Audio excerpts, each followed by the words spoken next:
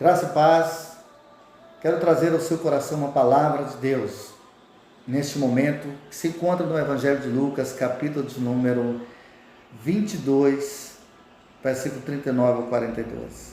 Nos diz as Sagradas Escrituras: E saindo, foi como de costume para o Monte das Oliveiras, e os discípulos o acompanharam.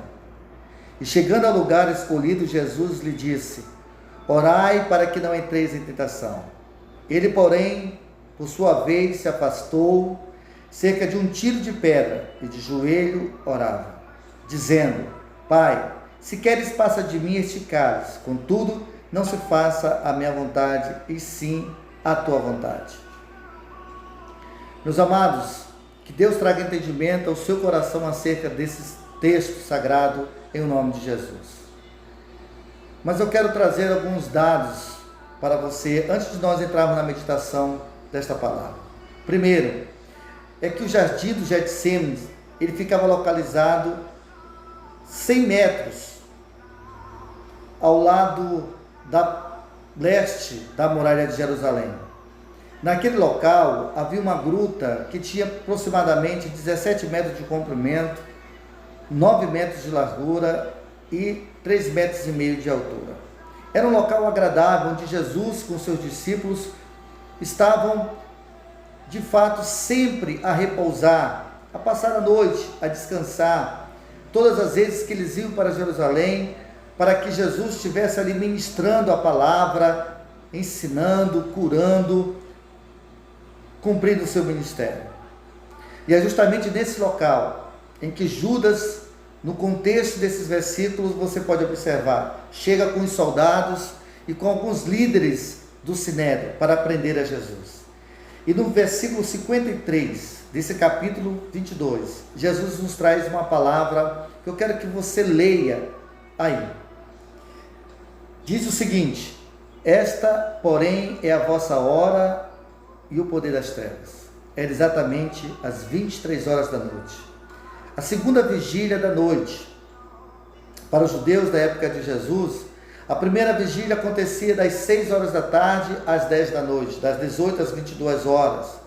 A segunda, das 22 às 2 horas da manhã. Justamente nessa segunda vigília, Jesus é preso, para que se cumprisse as Escrituras. E a gente pode observar um paralelo, quando a gente lê no Êxodo, capítulo 12 de Êxodo, versículo 29, quando Deus dá ordem para o cumprimento da 10ª praga, que traria o livramento do povo de Israel. O povo de Israel precisava estar em casa, sacrificando um cordeiro, e assim compartilhando como família, aquele momento, meditando naquilo que Deus iria fazer para livrá-los do cativeiro do Egito. A mesma coisa acontece com Jesus. À meia-noite, Jesus está preso dentro da casa do sumo sacerdote. Mas por que eles escolheram esse horário para prender Jesus?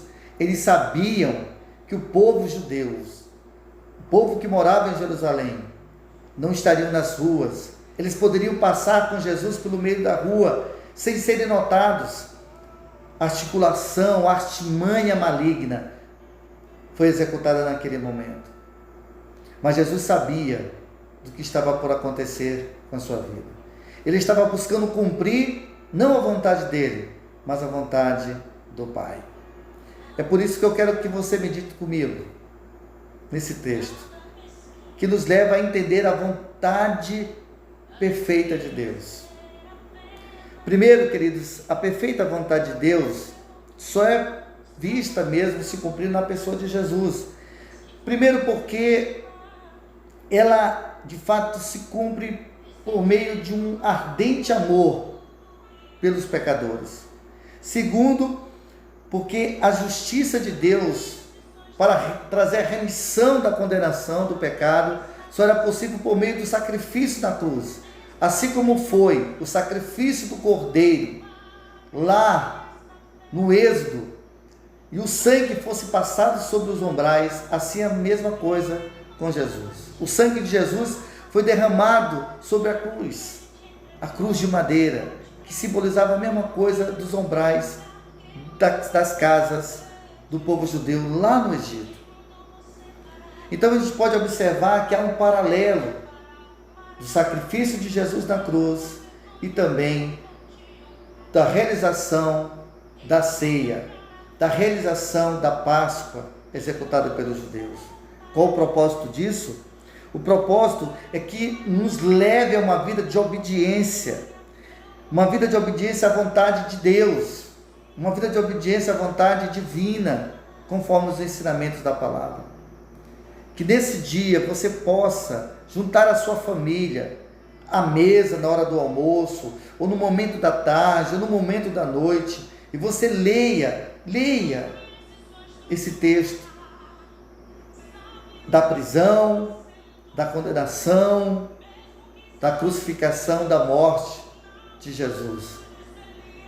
E leve a meditação da necessidade que você e a sua família precisam buscar a obediência, de viver uma vida em obediência, como Jesus viveu uma vida de obediência à vontade do Pai. Que Deus abençoe você, que Deus abençoe a sua família, que Deus vos guarde de todo mal e que gere em seu coração o desejo único de viver não mais para si mesmo, mas viver uma vida segundo o propósito de Deus. Que a graça do nosso Deus, o amor do Pai e a consolação do Espírito Santo em Cristo Jesus esteja sobre a sua vida. É o meu desejo nesse dia para você. Amém.